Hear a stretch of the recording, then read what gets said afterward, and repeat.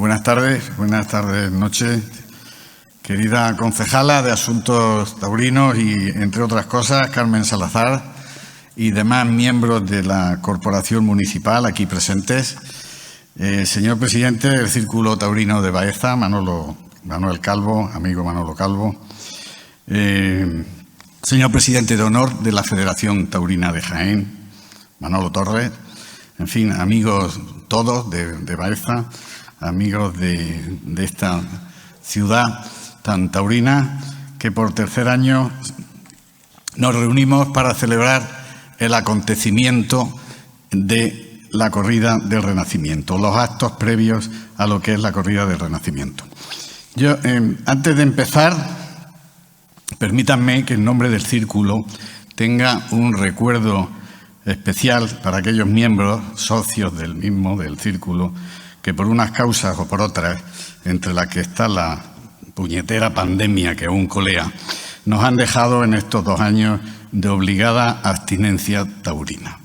Nuestro recuerdo para ellos en este día en el que, gracias a Dios, volvemos a las andadas taurinas en esta ciudad de Baeza. La corrida del Renacimiento empezó allá fue en el año 2017, me parece la primera edición, por una idea inicial. Quiero hacer ese recuerdo de Manuel Torres, aquí presente, que me comentó una idea de celebrar en Baeza, porque Baeza merecía tener un acontecimiento especial, y el acontecimiento especial taurino, como lo tienen ciudades importantes, como puede ser Ronda, como puede ser Olivenza, como pueden ser ciudades que tienen su propio evento taurino ligado a su propia identidad como localidad. Ronda con Goyesca, en fin, cada ciudad. Y así nació en una conversación lo que era el nombre y lo que creíamos que era lo mejor, que era la corrida del Renacimiento, porque ligaba a Baeza, ligaba a los toros con Baeza, con su historia, con su idiosincrasia y con su propia manera de entender la vida de sus ciudadanos y con su propia categoría de ciudad patrimonio de la humanidad, precisamente por eso, por ser una ciudad que refleja claramente la arquitectura y los valores del Renacimiento. Por eso, el primer año que fue tuvimos de pregonera a Carmen Calvo. Yo quiero recordar los 2 pregoneros anteriores. Este es el tercer pregón, que además precisamente fue con una actuación musical, además de mi hijo, lo recuerdo perfectamente. El año pasado tuvimos a don Pascual Sala, el año siguiente a don Pascual Sala. Carmen Calvo, que todos sabemos que ha sido ministra de Cultura, que fue consejera de Cultura también en la Junta de Andalucía. Es decir, que siempre se ha querido que estos acontecimientos de la corrida del Renacimiento tengan la talla que tenga que tener, no solo en los carteles, sino también en los actos previos. El segundo año, como digo, fue don Pascual Sala, que fue presidente del Tribunal Constitucional, que fue también presidente del Consejo General del Poder Judicial, del Tribunal Supremo, etcétera. En todos los años ha habido una serie de exposiciones, de conciertos, en fin, y hablando de conciertos, en esas actividades, hoy precisamente también vamos a tener con nosotros, porque el acto va a consistir yo presento la pregonera, pero después va a haber una actuación de la Banda Sinfónica Ciudad de Baeza, que ya otras veces, como digo, ha actuado para nosotros y que sin duda le va a dar el toque que la música siempre eleva cualquier acto público que se precie, ¿no? Por lo tanto, la banda de música, que es la Banda Sinfónica Ciudad de Baeza, cuyo presidente es Ángel de la Casa, y el director, que es Cecilio García Herrera. Son los que luego nos van a deleitar con su banda de música. En fin, cuando Manolo Torres me habló de la profesora Beatriz Badorrey como posible pregonera de esta tercera edición de la corrida de Renacimiento, no tuve la menor duda para decirle que eso sin duda era un gran acierto. En este proyecto, como digo, de corrida de Renacimiento, joven, como digo que tiene 2 años, que cumple 3 años ahora, joven pero sano y fuerte, y de claros objetivos, como he dicho, de integración de la fiesta de los toros con la propia localidad, con su historia y con su idiosincrasia, a pesar de estos 2 años de taurina abstinencia, en esta idea primordial de identificar y ligar la fiesta de los toros con eso, con el Renacimiento, si hay una persona autorizada por conocimiento y por méritos propios para introducirnos en la esencia y en la justificación de este evento, esa es la profesora Beatriz Vadorrey Martín. De tal forma que antes de que Manolo me lo pidiera, que yo sabía que me lo iba a pedir, me ofrecí de inmediato como presentador. No ya por el honor que supone, ni por la amistad que me une con ella, que es mucha, sino porque así tendría yo también la oportunidad de poder agradecer en público, más allá de su capacidad didáctica y de su brillantez en las exposiciones cada vez que vino a enseñarnos, por su permanente disponibilidad, porque siempre que la hemos necesitado, siempre la hemos tenido con nosotros. La profesora Vadorrey hace ya muchos años que viene visitando esta provincia, desde que la pudimos ver y escuchar en Segura de la Sierra, homenajeando a un ilustre serrano, segureño, cereño, jiennense, de los más ilustres de esta provincia, miembro del Instituto de Estudios Jiennenses, escritor, poeta, humorista, jurista, periodista y, desde luego, doctor en Derecho y profesor universitario, como lo es la pregonera, que fue alumna predilecta suya y que hoy ejerce, como él lo hiciera, su doctorado y su enseñanza en la misma rama de la historia del derecho. Con Emilio me unía una relación de amistad, respeto y admiración heredadas de mi padre, con el que compartí un amor a su tierra que manifestaba en todas las actividades que realizaba, que eran muchas y diversas en un hombre tan polifacético. Emilio de la Cruz fue el nexo de unión, el que a mí me incitó a mirar la historia de los toros más allá de Pedro Romero, Pepe Hillo, Costillares o de los que me contaban los que la limitan al toreo a pie desde que dejaban de hacerlo los caballeros. El que abrió la puerta de mi afición, de mi mente, a la afición a los toros, para descubrir que el toreo es anterior a la corrida de toros, que el toreo es muy anterior a eso.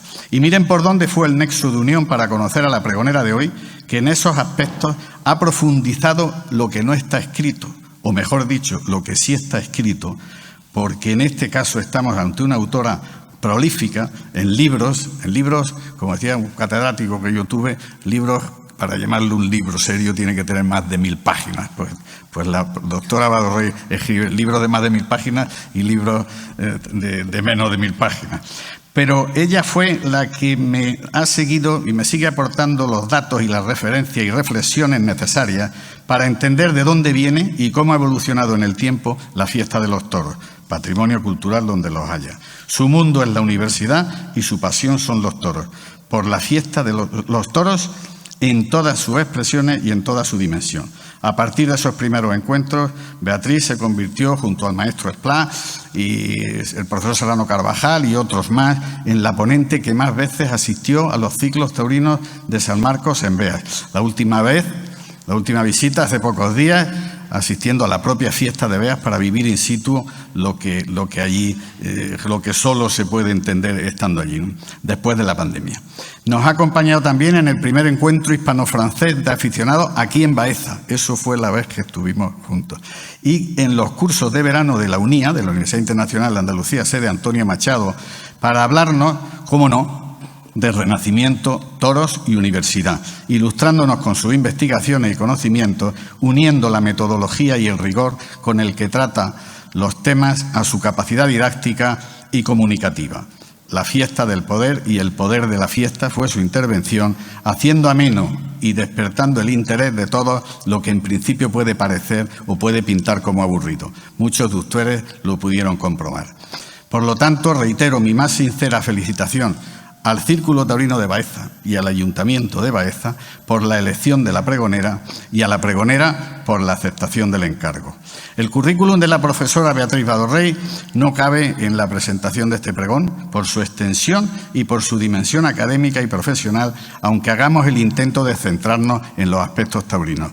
Para hacernos una idea, digamos, la profesora Beatriz nació en Madrid, aunque tiene muchos lazos de la familia en un pueblo también en Collado Mediano, de donde le viene esa afición que se adquiere en los pueblos, también luego consolidada con su matrimonio con Nano, que es un gran aficionado a los toros, y bueno, vive en Madrid, curiosamente vive en la plaza de Manolete, o sea, ya si faltaba.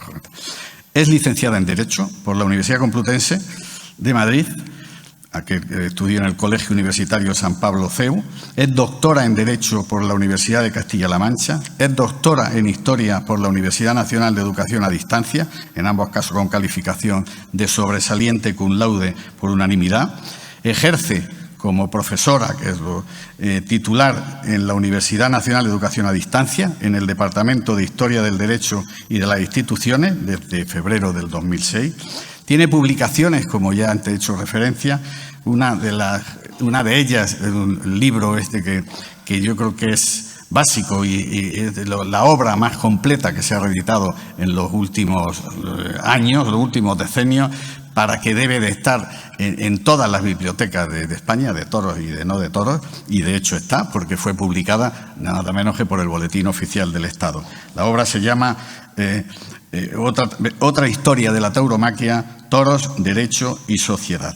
Y recientemente ha publicado otra obra que se llama Taurinismo y antitaurinismo, que le agradezco que me acaba de traer porque está fresco, está recién editado el libro y me acaba de regalar un ejemplar en el que, bueno, ella conoce mucho sobre estos temas de que este taurinismo y el antitaurismo no es de ahora ni mucho menos, y nos cuenta, nos enseña mucho sobre ese tema a lo largo de la historia, ¿no? Tiene, aparte de los libros publicados, tiene obras compartidas con otros escritores o libros colectivos, en el que trata temas de todo, sobre todo de derecho, de tauromaquia, de historia, pero las fiestas de toros en el derecho medieval, los sínodos diocesanos medievales y las fiestas de toros. Es decir, podría relatar aquí muchísimo de sus conferencias, de sus escritos, de sus artículos en revistas científicas, tanto de lo que es la historia del derecho y la historia de instituciones, pero a la vez de cómo la fiesta de los toros y el derecho, o sea, ella ha indagado en los fueros y en las legislaciones de los pueblos y de toda España, y de ahí recopila toda la información de lo que es la propia historia de los toros. En fin, podría seguir hablando de muchas conferencias, de muchos cursos impartidos, incluidos los que he dicho aquí, pero ha sido ponente de la fiesta de los toros ante el derecho en el Colegio de Abogados de Madrid, en las jornadas de historia, homenaje a don Antonio García García en Alcalá la Real, por ejemplo, aquí también estuvo. También tiene jornadas sobre responsabilidad civil por daños, jornadas en cursos de verano sobre protocolo, la ceremonia de la vida, ha dirigido cursos en la universidad para presidentes de plazas de toros, vamos a ver, sobre la ceremonia, sobre el rito, en fin. Y ya para finalizar, pues ha sido directora del curso de expertos en dirección de espectáculo taurino, y ha tenido cargo, ha sido miembro del Instituto de Historia de la Inquisición de la Universidad Complutense, fue miembro del Instituto de Historia de la Intolerancia, Inquisición y Derechos Humanos de la UNED, académica correspondiente de la Real Academia de la Jurisprudencia y Legislación, miembro del Consejo Consultivo de la Cátedra de Tauromaquia Germán Briceño Ferriñi de la Universidad de los Andes de Mérida en Venezuela, en fin, vicerrectora adjunta fue también de formación continua en la propia Universidad de Educación a Distancia, también fue secretaria general de la misma universidad, directora hasta hace poco del Centro Asociado a la UNED de Mérida, desde septiembre de 2017 a febrero del 2021, en fin, y miembro del Consejo Consultivo de la Cátedra, es profesora honoraria y directora del Aula Cultural de la Escuela Taurina de Madrid, Marcial Lalanda, en fin, es miembro del jurado del Premio Nacional de Tauromaquia y es Premio Literario Taurino Doctor Zumel del 2015 por un estudio sobre las redes sociales como alternativa para el fomento y la difusión de la tauromaquia, y finalista en 2017. Dejo para el final precisamente lo de estos premios porque tengo un recuerdo muy especial. Un día, en una de esas visitas que estábamos recordando, que vino a Baeza, comiendo precisamente con ella, aquí mismo en la taberna El Pájaro surgió la conversación sobre ese premio internacional Dr. Zumel, el más prestigioso de literatura taurina que la profesora había ganado en el año 2015. Una charla que acabó en un trabajo conjunto sobre educación y tauromaquia que obtuvo el segundo premio de ese año 2017. Un premio que para ella será uno más, pero que para mí, precisamente por compartirlo con ella, supuso un orgullo excepcional. Si la fiesta está necesitada de algo, es de estudio, de investigación, de difusión seria, más allá del marketing artístico o profesional. En definitiva, de dotarla de la importancia y la trascendencia que solo las personas de la talla intelectual de la pregonera pueden asegurar.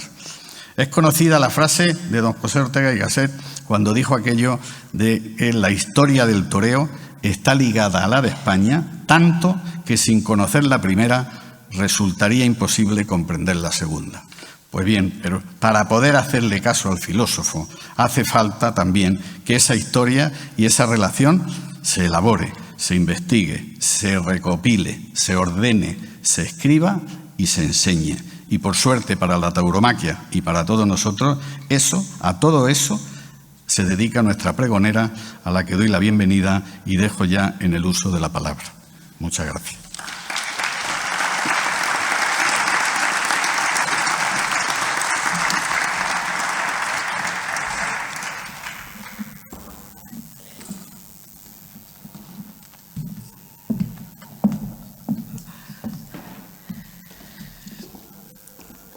Muy buenas tardes a todos.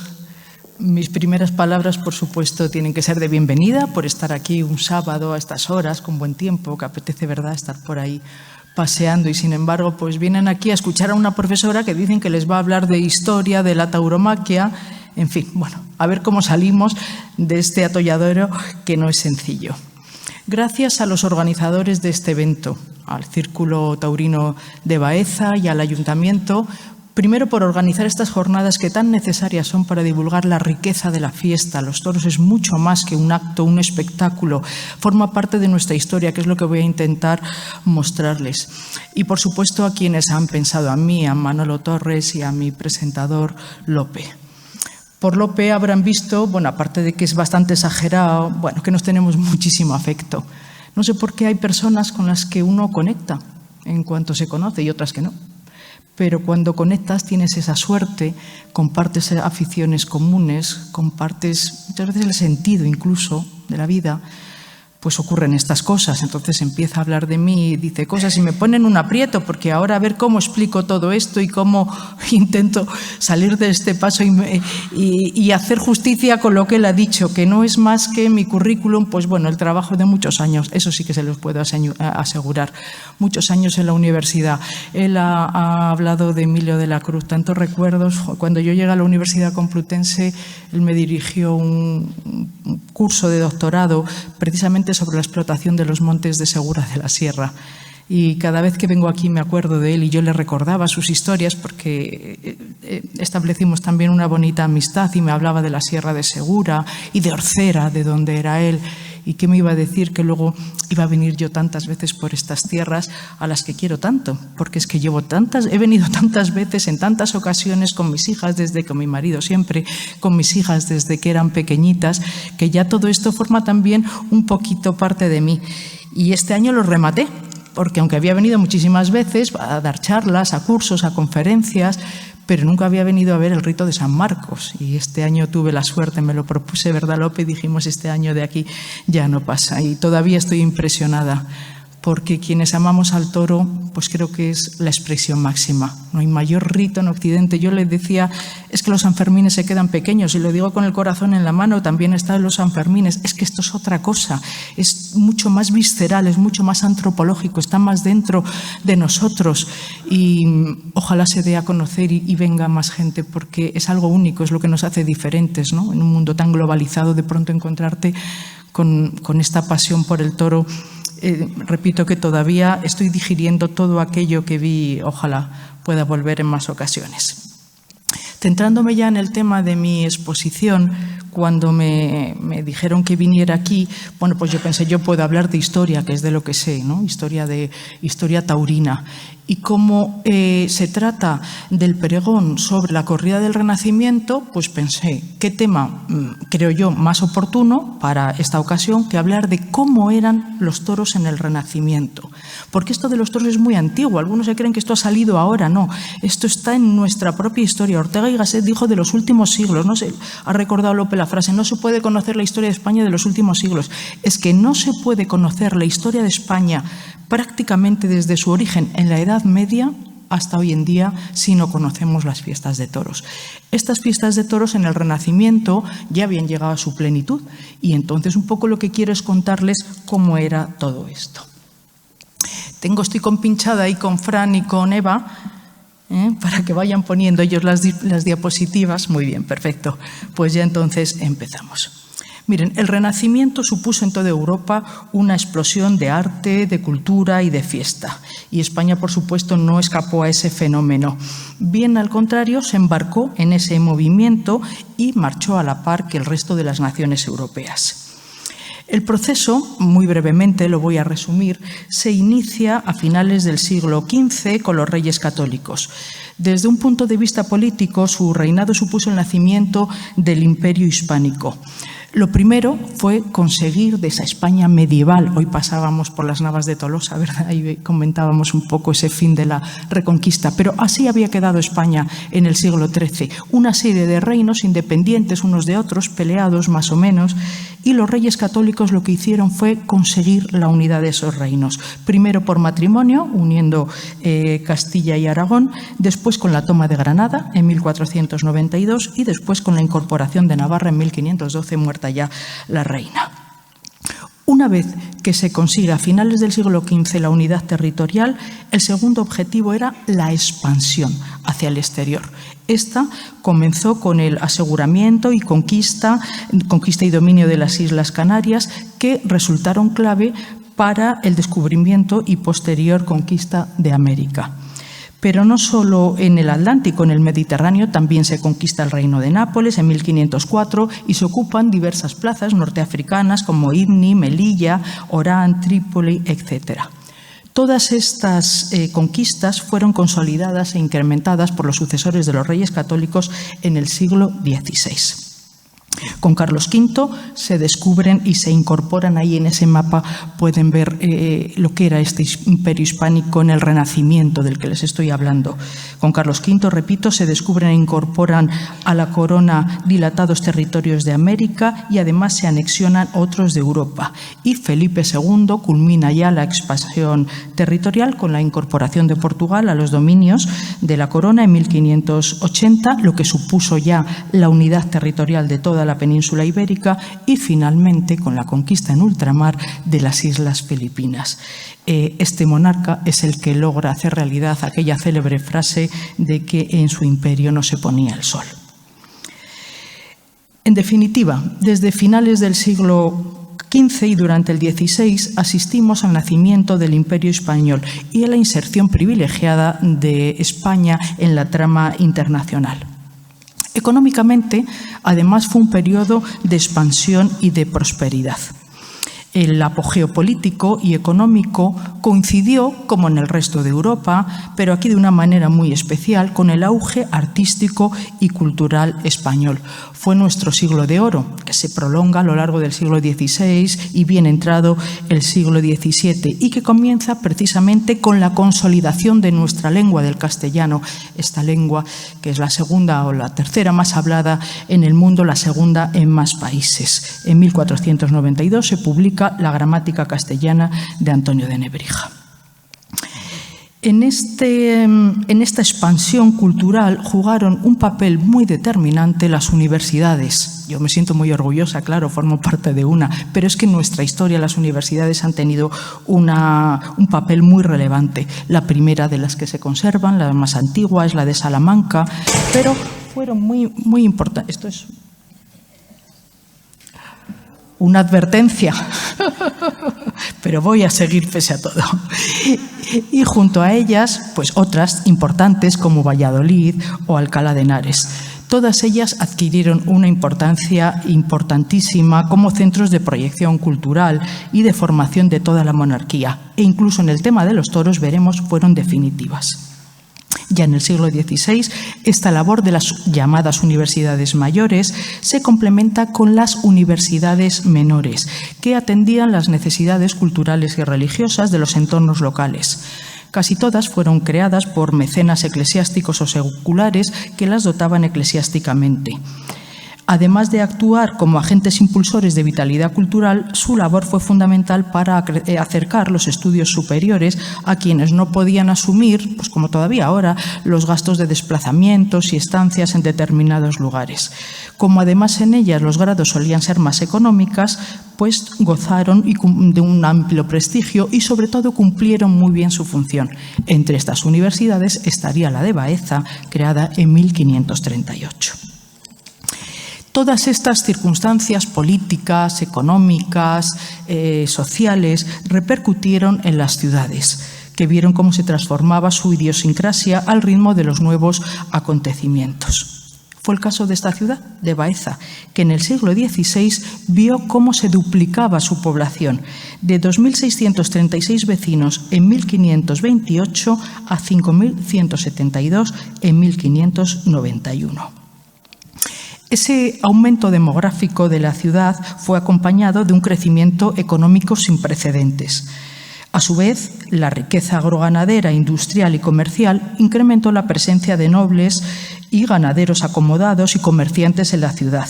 Los nobles, los hidalgos, la alta nobleza levantaron monumentales palacios, mientras que las aportaciones tributarias de los ricos pecheros a las arcas municipales posibilitaron la construcción de magníficos edificios públicos como el antiguo ayuntamiento, la casa del corregidor, las casas de la carnicería y de la audiencia, el almacén del pósito y tantos otros. La riqueza también repercutió en el ámbito eclesiástico y como muestra está su catedral o las admirables iglesias y los espléndidos monasterios. Todo este magnífico conjunto monumental se completó con el edificio de la antigua universidad. Todos juntos, dice José Rodríguez Molina, dieron a la ciudad ese aire suntuoso de grandeza, arte e historia que evocan en nosotros tiempos plenos de vida, riqueza y cultura. En este ambiente general de explosión cultural, económica, demográfica, pues todo invitaba, se pueden imaginar, a la fiesta. Y de hecho se suele afirmar que el siglo XVI fue un siglo eminentemente festivo. Lo cierto es que en España, tanto en la corte y en las grandes ciudades como en el mundo rural, se celebraron numerosas fiestas en las cuales participaba toda la comunidad, desde el monarca, los nobles, el clero, hasta los habitantes más humildes de cualquier pueblo o aldea. Estas fiestas incluían pues, las diversiones del momento, que eran bailes, máscaras, torneos, como pueden ver ahí, que servían de entrenamiento a los nobles, era un enfrentamiento entre dos caballeros, justas, era lo mismo, pero muchos, banquetes, etc. Y en España, junto a ellas, esto se daba en toda Europa, pero en España había una peculiaridad, que eran las fiestas de toros, que en este momento se convirtieron en el principal festejo de cualquier celebración civil o religiosa.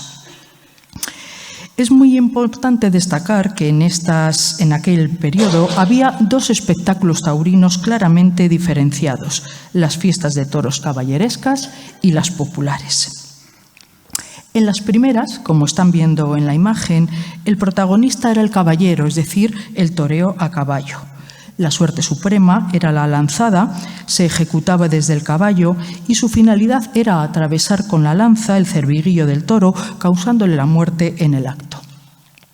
Con el tiempo se fueron configurando tres modalidades. Una de ellas era de rostro a rostro, esto nos lo dicen las preceptivas de la época, que consistía en aguardar la embestida del toro de frente con la lanza formando un eje con el cuerpo del caballo. Si avanzamos, porque es la siguiente imagen, otra era al estribo, es decir, con la cabalgadura en una posición ligeramente ladeada hacia la izquierda, lo que permitía salir de la suerte con más facilidad, y otra era a las ancas, presentando al toro la grupa del caballo para en el último momento girar y asestar el correspondiente golpe de lanza. De todas, la más peligrosa, la más compleja, era la primera.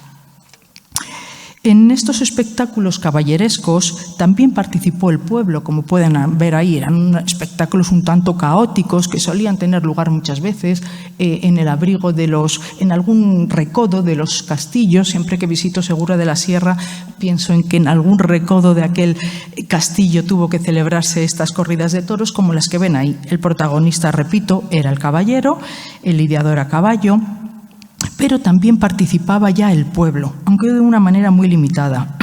Generalmente primero lanceaban los caballeros y después el público remataba al toro lanzándole dardos o venablos hasta matarlo. Además, solía o podía suceder que al embestir el toro derribara al caballo, hiriéndolo o matándolo. Entonces el caballero, según costumbre establecida, debía sacar su espada y, sin montar otro caballo, dar muerte al toro, siendo asistido en esta acción por los hombres de a pie. Porque, aunque todavía no se habían fijado, estamos en una etapa muy incipiente, muy rudimentaria de la fiesta y no están fijadas las leyes de la lidia, sí que se van consolidando algunas prácticas, como por ejemplo la muerte del toro, que precisamente va a ser la principal aportación de este toreo caballeresco a las modernas corridas de toros. Junto a estos espectáculos avanzamos en cortesanos, de manera independiente pero paralela, en muchos pueblos se organizaron otras fiestas y juegos que también tenían como protagonista al toro. Casi siempre se trataba de ceremonias votivas, es decir, organizadas como un voto o una promesa que se hacía a los santos patrones, a Jesucristo, a la Virgen María, normalmente porque les había, por algo feliz o porque les había librado de una plaga, de una sequía, de una guerra, tras una victoria militar, etcétera. En estos casos, la práctica más habitual consistía en correr el toro o la vaca, generalmente enmaromado, como se sigue haciendo todavía en Beas, por algunas calles del pueblo hasta conducirlo al coso o a la plaza, generalmente a la plaza central, que era la plaza del mercado. Allí el encierro se convertía en capea porque los jóvenes desafiaban al animal, burlando sus embestidas con el cuerpo, con una capa o a veces con un simple trozo de tela. Además, se le lanzaban pequeños arponcillos o banderillas, que es otra aportación, es muy característico esto del toreo popular y es otra aportación de este toreo a las modernas corridas de toros. Y también se practicaban con ellos distintas suertes más o menos afortunadas. Por ejemplo, saltar sobre la testuz del toro y caer de pie o agarrarlo por el pescuezo hasta derribarlo.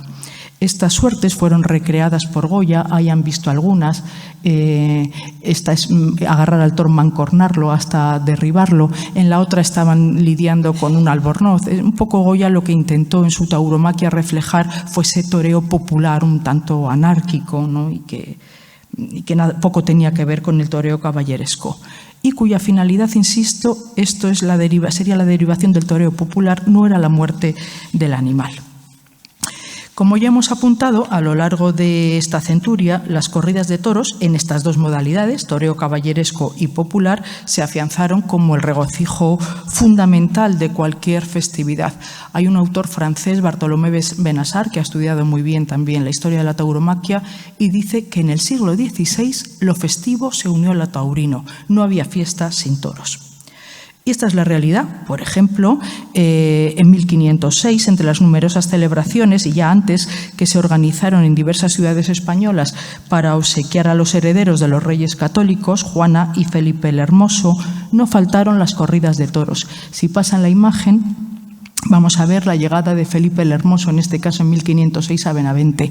Y ahí se pueden hacer un poco la idea de cómo eran los espectáculos en el siglo XVI, un tanto caóticos. Los toros estamos en el siglo XVI, el espectáculo lógicamente ha evolucionado con los siglos, se ha adaptado, se ha ordenado. En el siglo XVIII pues la razón hizo que se ordenara, se crearon las primeras preceptivas y además se ha adaptado a las sensibilidades del público, como es lógico. Pero esta imagen nos permite ver ya la importancia que tenían estos festejos, insisto, a principios del siglo XVI.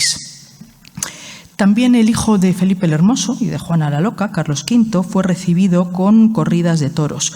Un espectáculo, él se había criado en Flandes y que él no conocía, pero por el que se sintió atraído casi inmediatamente. Sabemos que a los pocos días de desembarcar en suelo español, el 21 de septiembre de 1517, en la localidad asturiana de Villaviciosa, asistió por primera vez a una corrida de toros. Se trataba de un espectáculo popular bastante cruento, según nos cuenta Laurent Vital, el cronista, que terminó con la muerte de los animales a los que les cortaron las corvas a base de espadazos. Un poco también yo me gusta reflejar esto para que se vea cómo ha ido evolucionando el espectáculo, y cuando hay tanto miedo a que siga evolucionando, digo, hombre, el espectáculo no ha dejado de evolucionar, si no seguiríamos cortando las corvas de los toros o con la media luna o a espadazos. O sea que esto seguirá evolucionando y no hay que tener miedo. Estos festejos se repitieron en las pequeñas poblaciones del norte y en marzo de 1518, al finalizar Carlos V su viaje en Valladolid, donde fue jurado rey por las Cortes, se organizaron unas nuevas fiestas en las que hubo justas, torneos, toros, cañas y otros regocijos. En esta ocasión, ya en Valladolid, donde estaba la corte, el espectáculo fue caballeresco, como hemos visto antes. El rey Carlos V se mostró siempre una habilidad especial y una destreza en el ejercicio de las armas, y por eso no es extraño que se sintiera atraído por esta modalidad de espectáculo caballeresco y, según bastantes crónicas, según hay bastantes testimonios, llegó a participar en algunas corridas de toros. Así lo confirma, por ejemplo, Martín de Salinas. Martín de Salinas era el encargado de negocios de su hermano Fernando, que vivía en Austria. Destaco esto porque no era un cronista que fuera a alabar al monarca como otros, no, él es un simple diplomático que estaba aquí, y fíjense lo que nos cuenta. Nos dice en una carta que dirige desde Burgos en 1524, pues que se celebraron allí unas fiestas con motivo de unas bodas entre el conde de Nassau y la marquesa de Cenete. Y, según cuenta, por la mañana hubo torneos en la plaza del Palacio, que fue aderezada, etcétera, y añade, a la tarde y después de comer comenzaron los toros. Y al segundo vino su majestad, Carlos V, con hasta 20 caballeros ricamente aderezados, y tomó su majestad una lanza de torear, y rostro a rostro alanceó un toro como lo hiciera el que acá mejor lo suele hacer. Muchas veces y hartas salió su majestad solo. El relato es importantísimo. Ya les digo por qué. Porque no es un cronista que va alabando al monarca, no, es un diplomático extranjero que viene aquí, cuenta y además destaca que ejecutó la suerte rostro a rostro. Recuerdan que antes les he dicho que era la modalidad más complicada. Pues bien, parece que esa, pese a ser la más complicada, era la que practicaba Carlos V. Otros testimonios, ya quizá un poco más dudosos, Luis de Zapata, que ese sí que fue un cronista del rey, pero se refiere también a la temprana afición taurina de Carlos V y afirma que él mismo vio cómo en una ocasión el emperador participó en una corrida de toros. Y añade, fue en Valladolid en 1527, en las fiestas que se organizaron con motivo del nacimiento de su hijo, el futuro Felipe II. Allí, dice, ante la presencia de la emperatriz, que era el primer día que salía después del alumbramiento, y de sus damas, mató un toro grande y negro como un cuervo llamado Mahoma. Fíjense si ahora a un toro le llamamos Mahoma. Ya con cualquier otro nombre tenemos problemas, pero bueno, parece que Carlos V así lo hizo. Como ya he dicho, junto a este espectáculo caballeresco, en muchos pueblos y ciudades se desarrollaron festejos populares. Generalmente se trataba de esas ceremonias votivas, como voto o ofrenda a un santo, y su desarrollo, también anticipado, se parecía mucho a las actuales capeas. En algunas ocasiones, el voto consistía en llevar un toro en procesión. Así, en el año 1449, esta ciudad, Baeza, hizo voto perpetuo a San Marcos de realizar una procesión con toro si libraba a la tierra de una plaga de langosta. Como ésta cesó, la ciudad se comprometió a ofrecerle anualmente al santo un toro y posteriormente donarlo como limosna a los pobres. Y añade el historiador Ximena Jurado, viendo las demás villas y lugares de la comarca el remedio tan milagroso, hicieron la misma promesa y voto, de donde se originó la costumbre que en algunos lugares ha quedado de llevar un toro en la procesión de San Marcos. Estaríamos ante el conocido, ya nos hemos referido a él, rito de San Marcos, que incluía y que sigue incluyendo, que es lo impresionante, la presencia de un toro en las ceremonias que se celebran en torno a la festividad del santo. El ritual consistía en que los mayordomos de la cofradía, del santo y el clero local marchaban al campo en busca del animal, llamaban al toro por su nombre, Marcos, lo traían al centro urbano, visitaban la ermita, parroquia, convento y lo hacían participar en la misa y procesión. Además, recorrían con él las casas de la localidad para finalmente devolverlo al campo, donde, según parece, recuperaba su primitiva fiereza. Además de estas corridas votivas, hubo otros muchos juegos y prácticas cuyo protagonista era el toro. Por ejemplo, era muy habitual en muchas localidades de España aprovechar la llegada de los toros y vacas a los mataderos para organizar con ellos corridas improvisadas. Este espectáculo, en cambio, viene a demostrarnos la afición tan grande. Se aprovechaba cualquier llegada de un animal, fuera más o menos macho. En esta época todavía no había ganaderías de toro bravo. Se lidiaban pues cualquier toro, ¿no? Los que eran un poco más fieros del campo, pero se aprovechaba cualquier momento para organizar un festejo taurino. Lo que ocurre es que estos festejos improvisados por las calles de las ciudades a menudo causaban muchos daños en las cosas y en las personas. Y además ocurría también, esto nos lo detallan algunas ordenanzas municipales, que con los golpes los toros perdían, la carne quedaba mollida, como amoratada, perdía valor. Entonces, por eso las ordenanzas municipales de muchas localidades insisten en prohibir este tipo de espectáculos. Concretamente, las ordenanzas de aquí de Baeza, compiladas en 1524, establecen que no se corran vacas por las calles. Otros sí ordenamos y mandamos que ninguna persona no sea osado de correr por las calles las reses vacunas de los obligados al abasto de las carnes de esta ciudad, ni las suelten para las correr, so pena de 200 maravedís, que es altísima, cada vez que lo hicieren, 3 días de cárcel, fíjense, incluso cárcel, los cuales dichos maravedís aplicamos para la ciudad. La proliferación de todos estos festejos taurinos viene a demostrarnos lo que ya les he dicho repetidamente, el profundo arraigo social que tenían las fiestas de toros, además, en todos los sectores de la sociedad, desde el rey, hemos visto, a Carlos V, hasta la nobleza y el pueblo llano, y también el clero. Esto de que al clero le gustase tanto a los toros no fue bien visto por un sector de la Iglesia.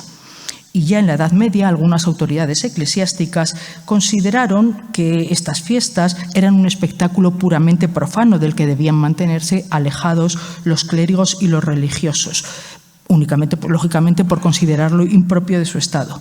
Por eso, en las partidas de Alfonso X el Sabio, las partidas, para mí, que soy profesora de Historia del Derecho, es la obra más importante de la historia del derecho español. Son del siglo XIII. Pues fíjense, en las partidas ya aparecen reguladas las fiestas de toros. Ya antes, en algunos fueros medievales, por ejemplo el de Madrid, yo que soy de Madrid me encanta decir eso, pero también el de Jaca, Tudela o Huesca, aparecen reguladas las fiestas de toros. Pero lo importante es que esto, que es la enciclopedia de la historia del derecho, aparecen también referencias a las fiestas de toros. Aquí lo que se hace, entre otras cuestiones, es prohibir a los clérigos asistir y participar en estos festejos por considerarlo impropio de su estado. Es decir, son actividades lícitas para los laicos, pero no para ellos.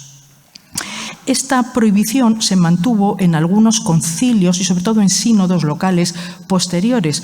Cuando una disposición se reitera, aparece muchas veces, es porque no se está cumpliendo. Entonces hay que reiterar y se prohíbe, se sigue prohibiendo a veces durante siglos. Por ejemplo, en la villa jienense de Arjona, los clérigos desde muy antiguo tuvieron sus propios estatutos. En 1488 fueron aprobados por el ordinario y se plasmaron por escrito en un cuaderno de pergamino que está fechado aquí en Baeza el 16 de abril de ese año 1488. El documento consta de 41 capítulos y en uno de ellos se establece que ninguno, habla de los clérigos, no ande en corro ni vaya a ver las escuelas. Y te ordenamos que en este día, cuando algún compañero cantare misa nueva, ni en ningún otro no pueda ningún clérigo ir cantando en danza, ni tañendo instrumentos en las dichas bodas, ni en otro día sin licencia de nuestro abad y cabildo, ni vaya ningún compañero a las escuelas de esgrima a deprender, ni a saber, ni a lidiar toros, so pena de 50 maravedíes. Es decir, el clero, las fiestas de toros formaban parte de cualquier acto festivo. Por ejemplo, las bodas se celebraban con corridas de toros. También las misas nuevas, porque suponía el cambio de estado y de alguien que del estado laico pasaba al estado religioso. Y como la mayor celebración que había eran las corridas de toros, pues también en ese caso. Bueno, todo esto lógicamente es prohibido por la Iglesia porque se considera impropio de su estado.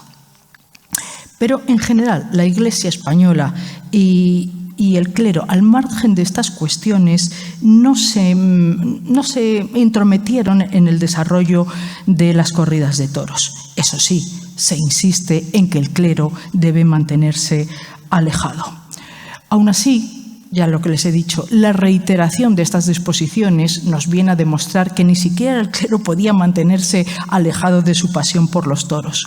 Prueba de ello son los numerosos pleitos incoados contra un buen número de clérigos y religiosos por este motivo. Un estudioso, Luis del Campo, estudió estos pleitos en Navarra y afirma que de los documentos conservados en el archivo episcopal del arzobispado de Pamplona se demuestra que existían, por una parte, curas toreros, es decir, que participaban en el correr de los toros a través de las calles y de las plazuelas y aún en el coso, junto a curas espectadores que lo único que hacían era presenciar estas fiestas desde unos lugares fijados es profeso. Es verdad que los curas toreros son mucho menos que los curas espectadores, pero hubo de todo, y él recoge algunos pleitos que pueden resultar muy ilustrativos. Entre los curas toreros, por ejemplo, señala la causa criminal contra Juan San Pedro, que era un presbítero de Estella. Los hechos se refieren a finales del siglo XVI. Se le acusaba a este presbítero de andar por la noche vestido de rufián, es decir, con espada y rodela, un escudo pequeño, de andar en cuadrilla con amigos que acostumbraban a rondar y que en varias ocasiones habían pegado unas cuadrillas con otras, de asistir públicamente a donde se corrían toros y de escalar el monasterio de Santa Clara con la finalidad de robar unas gallinas que después se comieron. Fue detenido y llevado preso a la cárcel de Zaragoza, pero consiguió escapar y no se le pudo procesar. Y por lo que se refiere a los curas toreros, uno de los casos más singulares, ya es del siglo XVII, pero es que verán que era una buena prenda, es el presbítero de la villa de Marcilla, Juan Lara. Se le inculpaba de mostrar poco temor de Dios, porque solo decía 5 o 6 misas al año, cuando esas eran las que tenía que decir cada semana. Además, mantenía tratos íntimos con 2 mujeres casadas. Con una que se llamaba Ana, acostumbraba a visitarla en su casa y comer y beber en su domicilio, y además la llevaba en las ancas de su rocín por las fiestas comarcanas. Y con la otra, además de mantener relaciones ilícitas, compartía un contrato de una barca con el marido. Con ambos había tenido muchas discusiones, incluso uno de ellos le había amenazado con matarle. Y en cuanto al tema de los toros, compraba ejemplares en Navarra que después vendía en Castilla. Los toros de Navarra en aquella época tenían mucha fama. Y cuando había toros, era el primero, dice el expediente, que acudía al toril para sacarlos y andar con ellos.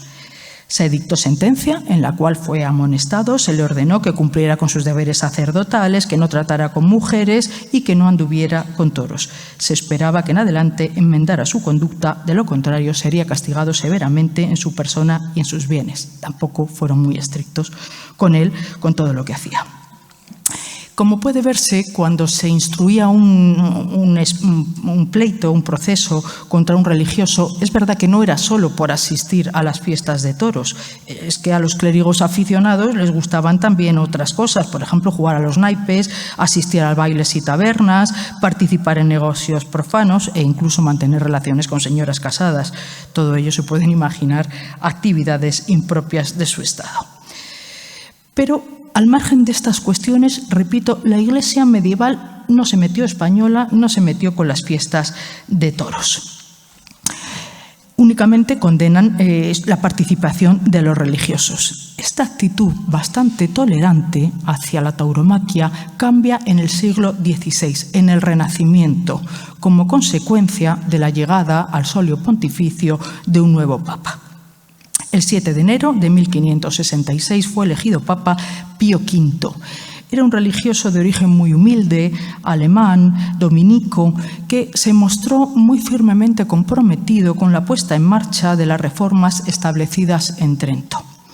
Le recuerdo que entre 1545 y 1563 la Iglesia había reunido en Trento un concilio ecuménico, es decir, un concilio para toda la cristiandad. Era un concilio fundamental, no ha habido muchos, y el objetivo fundamental era hacer frente a la reforma luterana, que había arraigado en Alemania y se estaba extendiendo por toda Europa. Esta reforma, entre otras cosas, denunciaba los abusos y la vida relajada de muchos clérigos. Por lo tanto, el concilio tuvo dos vertientes. Una parte dogmática, establecer cuáles eran los dogmas de la Iglesia católica frente a la protestante, pero también una muy importante de reformas de las costumbres de los laicos y sobre todo del clero, porque se entendía que si esto no se reformaba, pues la reforma seguiría avanzando. Pío V preparó un serio programa de reformas siguiendo el concilio de las costumbres, que incluía, entre otras, la condena y supresión de las fiestas de toros. Fíjense, esto de los toros en el Renacimiento era tan importante que el tema ya fue debatido en el Concilio de Trento, en el Concilio Ecuménico. Pero allí se consideró que era un tema de unas provincias muy concretas, las provincias de Hispania, que esto era para toda la cristiandad, solo de ellas, y que por tanto fueran las autoridades eclesiásticas españolas las que decidieran si esto era condenable o no.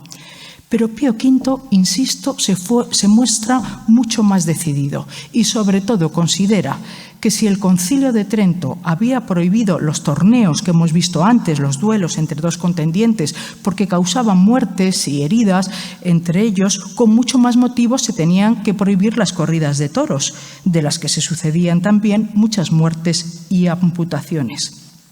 Así se lo comunica el Papa a Felipe II y, pese a la opinión contraria del rey, el Papa decide suprimir las corridas de toros. El 1 de noviembre de 1567 promulgó una bula muy famosa, Salute Gregis, por la cual lanzaba excomunión ipso facto, es decir, automática, no hacía falta un pleito, un juicio. Es excomunión, es decir, expulsión de la Iglesia a todos los príncipes cristianos y autoridades civiles o religiosas que organizaran o permitieran la celebración de corridas de toros en los lugares de su jurisdicción. Además, prohibía a los militares o cualquier otra persona participar en las mismas, ya fuera a pie o a caballo, y negaba sepultura eclesiástica a quien muriera en ellas. Por supuesto, prohibía a todos los clérigos, seculares o regulares, asistir a estos espectáculos. Imagínense cómo fue recibida en España esta disposición, esta bula. Más tengan en cuenta que la bula es el documento más solemne, más importante que emite el Vaticano. Es que las bulas se emiten para muy pocas cosas. Una bula unos años antes había dividido el mundo, se había descubierto América, entre castellanos y portugueses, Portugal para Brasil, otro para los castellanos. Otra bula había excomulgado a Enrique VIII por la muerte de Ana Bolena, pero para pocas. Y de pronto una bula, dicta el Papa una bula donde dice que a todos los que participen en corridas en España, en unas provincias de la cristiandad, quedan automáticamente excomulgados. Desde luego es un documento singular en la historia de la tauromaquia. Y piensen el impacto que tuvo, porque claro, el hombre del siglo XVI, el hombre del Renacimiento, vive muy obsesionado por la salvación del alma. Entonces, que un papa, con la autoridad moral que tenía en aquel momento, que no es como hoy, pues decidiera excomulgarlos automáticamente, esto fue una medida verdaderamente, una norma excepcional. ¿Qué le impulsó al Papa a tomar esta decisión tan drástica? Parece que varios factores. En primer lugar, el firme propósito de poner en marcha las reformas tridentinas a las que ya he aludido. En segundo término, el mal ejemplo que estaban dando las corridas de toros en Roma. Fíjense, allí al Vaticano habían llegado de la mano de un papa español, Alejandro VI, y después lo habían continuado sus sucesores, Julio II y León X. Pero allí habían evolucionado más con sus defectos y brutalidades que manteniendo la esencia del espectáculo. Allí lo que se hacía es que el lunes se mezclan con el carnaval, y el lunes de carnaval se despeñaban los toros por el monte Testaquio, y que curiosamente era un monte artificial que se había construido con las tinajas que llegaban desde aquí a España con el aceite de Andalucía, entre otras cosas supongo que de Jaén. Pues desde esa colina se despeñaban los toros y los esperaban en la parte inferior unos jinetes que con muy poco garbo y con mucha crueldad los acosaban hasta despedazarlos en su huida. Y luego se celebraba la corrida en el Capitolio, en la plaza central, donde parece que llegó a lidiar el propio César Borgia, que recuerden, era uno de los hijos que había tenido Alejandro VI siendo cardenal antes de llegar a ser papa, pero también el hijo del papa lidió toros. Ahora bien, sin duda alguna, el factor determinante, lo que hizo que Pío V dictara esta disposición, fue un informe que le llevaron varios teólogos españoles, entre otros San Francisco de Borja, muy contrarios a las corridas de toros. ¿Por qué? Porque la Iglesia española en materia taurina estaba dividida, había división de opiniones, un término tan taurino. Mientras que para algunos se trataba de un espectáculo ilícito. ¿Por qué? Porque el hombre ponía en peligro su vida sin una causa suficiente. Pues para otros constituía causa suficiente el lucro, es decir, el hecho de que había gente que vivía de estos, los toreros se ganaban la vida de este modo. Y por otra parte consideraban que el peligro de muerte aquí en España o cogida grave era remoto, porque los toreros eran profesionales y además todos ellos tomaban precauciones. Dicen con protestas de una parte del público que ciertamente los querían más arriesgados, es decir, que en el siglo XVI ya había toreros que se aliviaban. Entre todas las opiniones, esto provocó un debate en la Universidad de Salamanca de un altísimo nivel intelectual. La Universidad de Salamanca, que en aquel momento era una de las universidades más importantes, por supuesto, de España, pero del mundo entero, entre los partidarios y los detractores de las corridas de toros. Fíjense la importancia que tenían los toros en la España del Renacimiento. Entre todas las opiniones de unos y otros, a mí, lógicamente, que soy taurina, me gusta destacarle de Francisco de Vitoria. Francisco de Vitoria es el padre del derecho internacional y su obra es patrimonio cultural de la humanidad.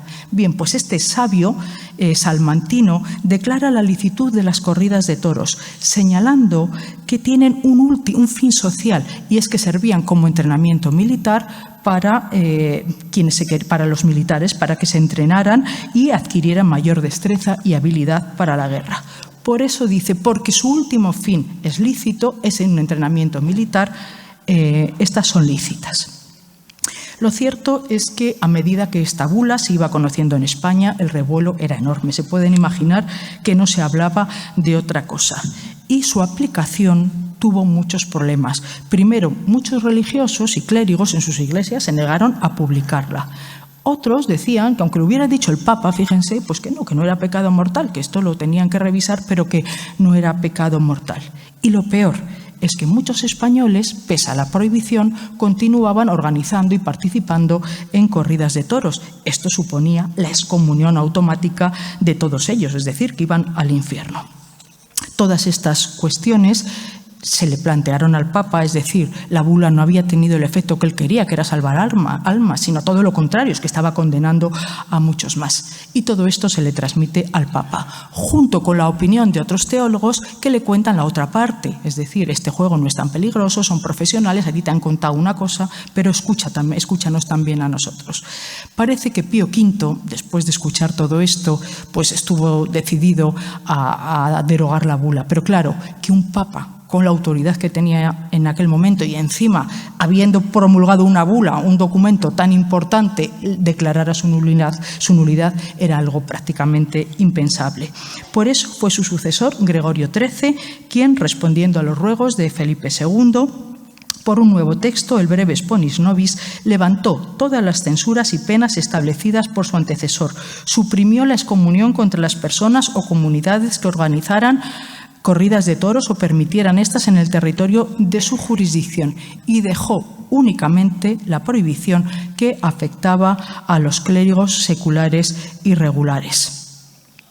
No quiero ahondar, pero aún así el debate siguió, porque es que los clérigos, no solo los seculares, los sacerdotes de las parroquias, los regulares, los monjes, también dijeron que ellos querían seguir, que pese a todo ellos querían seguir asistiendo, y el debate también en este segundo debate fue interesantísimo. Además, el Papa pidió, esto es muy importante, a veces hace poco me preguntaban, ¿y las críticas de los antitaurinos han tenido algún efecto positivo? Pues sí. Por ejemplo, en este caso, las corridas de toros resultaban muy complejas en domingo, pues porque la gente dejaba de ir a misa, tal. Este Papa ordenó que fueran en lunes, pero lo más importante, ordenó en este breve que se tomaran todas las cautelas posibles para evitar posibles daños. Y esto hizo que a partir de entonces se aseguraran las talanqueras, que se crearan toriles para los toros, burladeros para los toreros, en fin, que las críticas a veces pues también han sido buenas para la fiesta. Ahora bien, lo cierto es que en algunos lugares se hizo una interpretación demasiado laxa, demasiado relajada de esta disposición.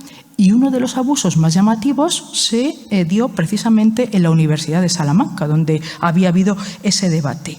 Allí el debate se intensifica entre 1578 y el 87, cuando el nuncio de su santidad solicita autorización para que los universitarios, los profesores universitarios, que la mayoría eran religiosos, pudieran asistir a las corridas de toros que se daban, según costumbre, con motivo de la obtención del grado de doctor y para regocijo de toda la universidad y la ciudad. Fíjense, la importancia de los toros es que era tan grande que abarcaba todos los órdenes. Cuando en las universidades se obtenía el grado máximo, que es el grado de doctor, esto igual que hoy, esto se celebraba con grandes corridas de toros, en las cuales los doctorandos tenían que pagar unas vacas o animales para regocijo de toda la universidad, invitar a los profesores, etc. Esas vacas se lidiaban en una plaza de la ciudad y con la sangre de estos animales, mezclada con otras sustancias, se pintaban esos famosos vítores que ustedes habrán visto en muchas universidades, por ejemplo aquí. Pues hasta ahí llegaba la afición. Aunque el nuncio solicita esto, entonces los religiosos, el profesorado, iba a estas corridas de toros. Se le deniega. Es más, no solo se le deniega, el obispo de la ciudad, que era Manrique de Lara, un antitaurino furibundo, dijo que él mismo iba a condenar, iba a enjuiciar a quienes asistieran a estos festejos. Esto suponía una intromisión encima del obispo en las competencias de la universidad. En fin, esto provocó tal alboroto pues que hubo que dar marcha atrás. El alboroto fue tal que en la Universidad de Salamanca escribió al rector, el rector Sancho Dávila escribió a Felipe II suplicándole que intercediera ante la nueva puesta en marcha de la bula de Pío V, que es lo que se había hecho para evitar estos escándalos. Fíjense, el propio Fray Luis de León, que en aquel momento formaba parte del claustro de profesores, propuso una vía para evitar que la bula de Pío V, que había sido puesta en marcha otra vez, fuera eficaz. Y fue que el Consejo Real, el Consejo de Castilla, impidiera su aprobación. Él mismo escribe una carta al secretario del rey, la carta la pueden ver en la Biblioteca Nacional, firmada por sus compañeros de claustro, solicitando al rey que interceda porque este tema está alcanzando una magnitud que ya no se puede controlar. El problema ciertamente era muy grave. Había implicado a varios papas, al monarca más poderoso de su tiempo, a una de las universidades más prestigiosas del momento, a cardenales, nuncios, obispos, sabios de primera línea, estudiantes y al pueblo español en general. Tanto se estaba complicando el asunto que Felipe II quiso zanjar definitivamente este problema. Se dirigió a la Santa Sede y suplicó a un nuevo pontífice, ahora Clemente VIII, una solución definitiva para este largo pleito. También el Papa quiso zanjar la cuestión y en 1596 publicó un nuevo breve, Suscepti Numeris, en el cual comienza, fíjense, reconociendo las ventajas que podían tener para los militares las corridas de toros, dice, porque se adiestraban en el manejo de las armas, se hacían a los peligros y se endurecían para la lucha. Es decir, este Papa asume ahora los argumentos de Francisco de Vitoria. A continuación, se refiere a la habilidad natural de los españoles para esta clase de espectáculos y concluía levantando todos los anatemas y censuras, excepto para los frailes mendicantes o regulares de cualquier orden o instituto. Afirma el padre Pereda: no ha faltado quien dijera que se recibió en España esta decisión pontificia con tan alegre algazara como pudo recibirse la del triunfo de San Quintín y que conquistó más simpatías a Felipe II que sus propias glorias militares. Así pues, pese a las disposiciones pontificias, en el Renacimiento la fiesta se mantuvo. Es más, se puede afirmar que salió consolidada de este duro envite, porque se demostró que estaba tan arraigada en la sociedad que era prácticamente inamovible. Y es que no hay que olvidar que las costumbres de un pueblo, cuando gozan de apoyo social, no pueden ser sustituidas alegremente por una ley, sino solo por aquellas sociedades que las han creado y en un momento determinado deciden abandonarlas. En consecuencia, continuaron organizándose corridas de toros en la mayor parte de los pueblos y ciudades de España. Por ejemplo, aquí en Baeza, las principales festividades y los acontecimientos más solemnes se festejaron en el Renacimiento con corridas de toros, como las organizadas en 1622 con motivo de la canonización de Santa Teresa o en 1625 por la beatificación de Francisco de Borja, fíjense, aquel que le había pedido al Papa y que hizo que Pío V prohibiera las corridas de toros. Es irónico. En estas fiestas, aunque las organizaba el concejo, también participó y estuvo muy presente la Universidad de Baeza, que también siguió celebrando la obtención de grados con corridas de toros. Podemos concluir, ya para terminar, que en el siglo XVI España vivió su apogeo político, el arte y la literatura su siglo de oro, las universidades españolas uno de los periodos de mayor esplendor, y las fiestas de toros, pese a las prohibiciones pontificias o quizá por ellas, lograron consolidarse como lo que eran, una auténtica pasión nacional. Una pasión que sigue viva y muestra de ello es esta celebración de la tercera corrida del Renacimiento. Y es que, como atinadamente le dijo Felipe II al Papa, quitarlas era muy difícil porque parecían estar en la sangre de los españoles de aquel momento. Y yo añado, y siguen estando en la sangre de muchos españoles. Desde luego en la mía lo están y estoy segura de que en la suya también. Muchas gracias.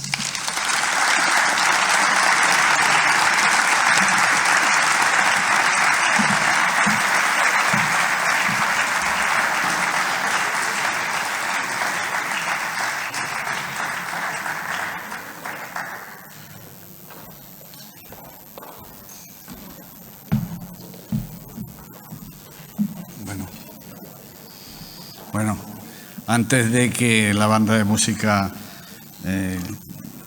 cierre el acto, muchas gracias, Beatriz, ha sido como siempre brillante e ilustrativo como siempre. Quiero que el ayuntamiento, que sí hay el ayuntamiento de esta corporación, desde que se inició este proyecto de Renacimiento y Toros, pues evidentemente no hubiera funcionado si un ayuntamiento no se compromete firmemente con la apuesta de la idea, ¿no?, de Renacimiento y Toros, antes de que la banda, que también va a ser la misma que como en otros años, que actuará ese día, pues que sea una representación del ayuntamiento, porque sé que la alcaldesa, si no está es porque no puede estar, porque desde luego en este tema me consta que siempre ha estado muy comprometida. Carmen Salazar y luego Manolo, si quieres, que le pongan la insignia nuestra ahora cuando acabe Carmen, te subes por aquí. Bueno, pues por supuesto que si esta noche no la acompaña la alcaldesa es porque es que precisamente no se encuentra ni siquiera ni en Baeza, o sea que está fuera. Si no, no cabe duda que estaría aquí con nosotros acompañándonos y por supuesto, el acto es que lo requiere. Mi más sincera felicitación a Beatriz, ha sido espectacular, y también mi felicitación al que haya decidido que seas tú la pregonera, porque sinceramente no se ha equivocado. Y bueno, simplemente invitaros, que tenemos un acontecimiento importantísimo, como muy bien ha remarcado Beatriz, nuestra tercera corrida del Renacimiento, invitaros a todos y que pasemos un día de toros, bueno, inolvidable, inolvidable. Y, por supuesto, mi agradecimiento a la Sinfónica por acompañarnos, a la Banda Sinfónica por acompañarnos esta noche y amenizarnos el final de este acto maravilloso que hemos vivido esta noche.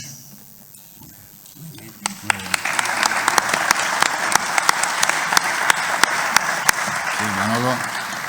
Y bienvenido también al Círculo Taurino de Jaén, que está aquí su presidente, que no lo he saludado antes, cuando digo. Bueno, pasa. Qué bien, qué bonito. Esto, toma Manolo, a ver cómo se lo... Esto es que complicado. ¿Dónde te lo...? Aquí. Pues aquí, en esta... En la mano, pues si no me Sí. queda la Si no mano. quiere, aquí, mira. Ah, pues ahí. Aquí. Ahí, póngalo. Seguro. Seguro que no. Pincha. Sin Pincha. miedo. Sí, sí. Ahí está. Perfecto. Perfecto. Manolo. Muy bien, muchas gracias. Muchísimas gracias, Manolo. Gracias a ti. Muchas gracias. Bueno, Manolo, claro. Muchas gracias. Muchas gracias.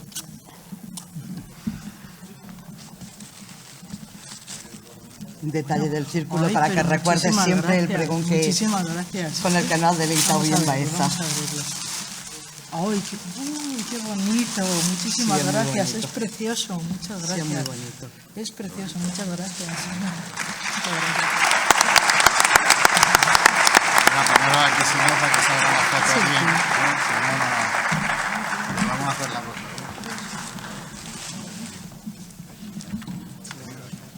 Pasa.